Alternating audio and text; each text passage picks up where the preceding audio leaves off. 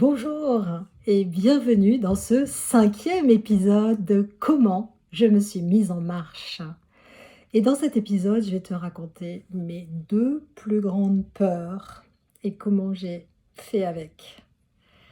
Dans les épisodes précédents, je ne sais pas si tu as eu l'occasion de les regarder, en tout cas je te raconte comment je suis passée de ce rêve de marcher sur le chemin de Compostelle à la concrétisation de ce rêve et comment je me suis préparée matériellement.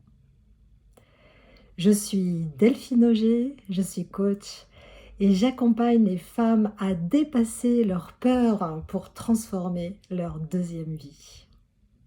Alors justement, on parle de peur. Quelles étaient les miennes? Il y en avait deux énormes. La première, c'était peur de me perdre et la deuxième, c'était la peur de me faire agresser.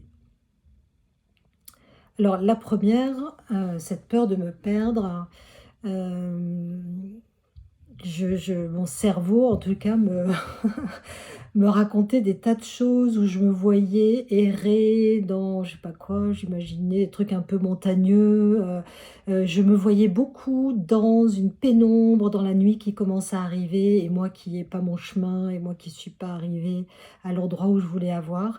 Donc voilà, mes peurs me ressortaient ce genre de scénario, vous voyez?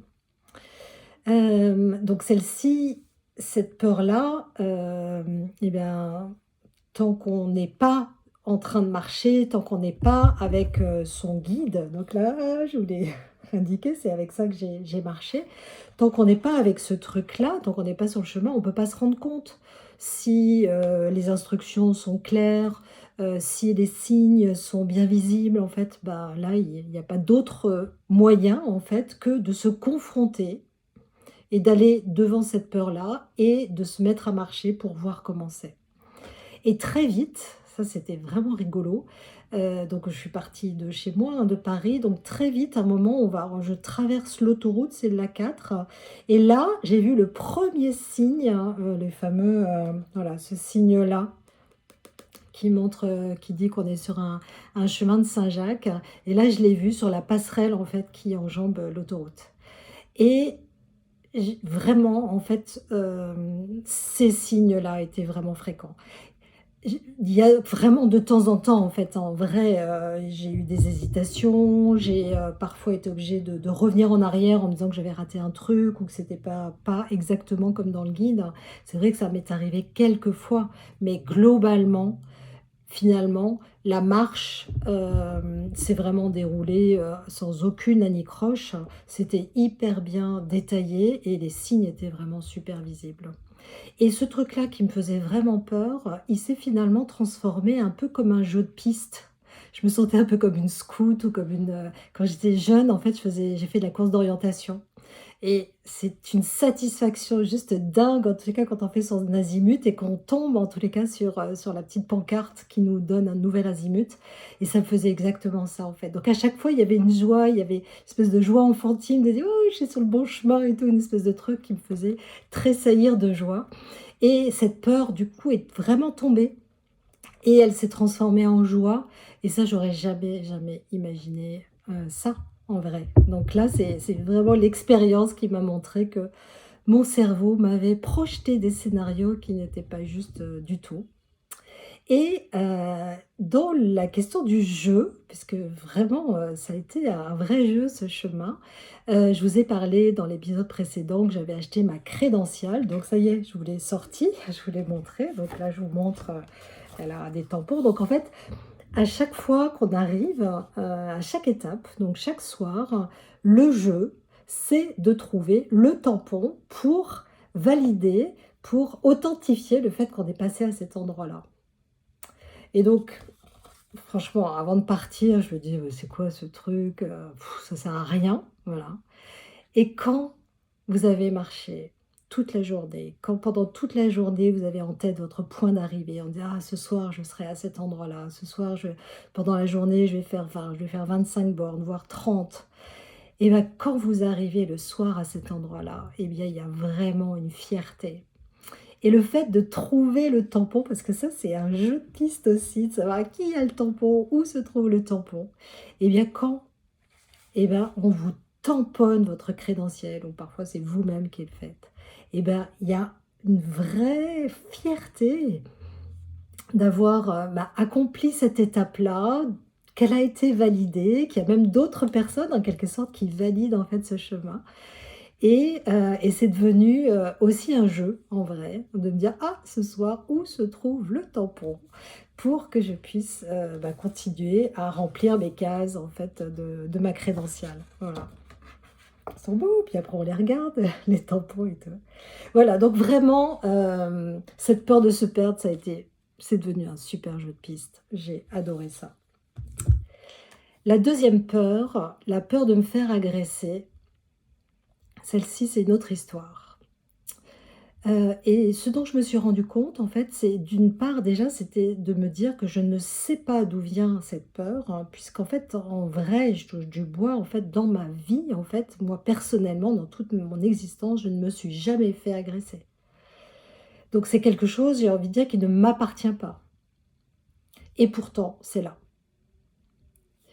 Et j'ai presque envie de dire paradoxalement, lorsque me promenais en fait, donc j'ai vraiment marché sur le chemin et j'ai jamais rencontré personne, donc j'étais vraiment seule, seule, seule. Et sur le chemin, quand j'étais seule, complètement seule, donc que ce soit à travers champs, que ce soit à travers les forêts et tout ça, j'étais bien, puisque du coup, je soupçonnais pas qu'il y avait quelque part quelqu'un qui potentiellement pourrait m'agresser. En revanche, lorsque j'étais sur le chemin et que au loin, je voyais une silhouette, que j'imaginais que c'était un homme, là, il y a quelque chose qui s'emballait un peu en moi. On dit: «Ah, voilà, qu'est-ce qui peut se passer?» Et donc là, je me commençais à me sentir en insécurité. Et là, c'est là où j'ai envie de dire tout le il y a comme, un effet mental en fait qu'il fallait que je détricote absolument, heu, de me rendre compte à quel point c'était encore mon cerveau qui m'envoyait des scénarios, je ne sais pas d'où ils venaient en fait, hein, qui ne m'appartenaient pas. Donc d'essayer de décoller en fait l'expérience que j'étais en train de faire pour remettre de la rationalité. Donc, par exemple, ça pouvait être, je voyais une silhouette arriver, bah, finalement c'était un jogger et donc je me disais: «Mais ce jogger, il sait même pas que je suis sur ce chemin-là, quoi». Ou il pouvait y avoir un agriculteur qui était sur son tracteur et je dis: «Oh là là, il va venir me voir», mais enfin, je me retrouvais dans des situations en train de me raconter des scénarios totalement abracadabrants. J'en avais même honte, en fait, et en même temps, c'était là, quoi. Et donc voilà, donc c'était dans ces moments-là, c'est respirer, c'est revenir à de la raison, c'est revenir au fait que de toute façon, ces gens-là ne savent même pas que j'existe, ils savent même pas que je suis sur le chemin, et que, voilà, que les mauvaises rencontres, eh bien, c'est pas pour moi. Et je pouvais avoir vraiment le cœur, hein, qui pouvait battre beaucoup plus vite, ne pas forcément me sentir rassurée et en même temps me dire: «Bah, de toute façon, la direction, c'est par là et donc j'irai quoi qu'il advienne», quoi. Voilà. Donc j'ai pas de secret, ça s'est pas transformé en joie, cette histoire de peur de me faire agresser. Je pense que ça doit, en tant que femme, on doit le porter sur une, longue lignée de femmes, probablement. En tout cas, ça se réactive. Heureusement, c'est pas du tout toute la journée, c'est parfois de temps en temps. Et ça m'a quand même permis de pouvoir, marcher et faire un chemin, je dirais, dans sa grande, grande, grande globalité, vraiment sereine plutôt. Donc voilà pour, cet épisode sur les peurs. Et la prochaine fois, pour le sixième épisode, j'ai envie de te raconter comment j'ai vraiment expérimenté la fameuse phrase où on dit: «Tu crées ta réalité». J'avoue que jusqu'alors, en théorie, c'était une phrase qui me plaisait beaucoup, mais je n'avais pas vu, ou je ne l'avais pas vraiment expérimenté encore. Et donc je te raconte ça la prochaine fois. En tout cas, je te remercie de m'avoir écoutée, et si cette histoire ou ces histoires t'inspirent, si tu as envie de me faire des commentaires, je les lirai avec plaisir. À bientôt!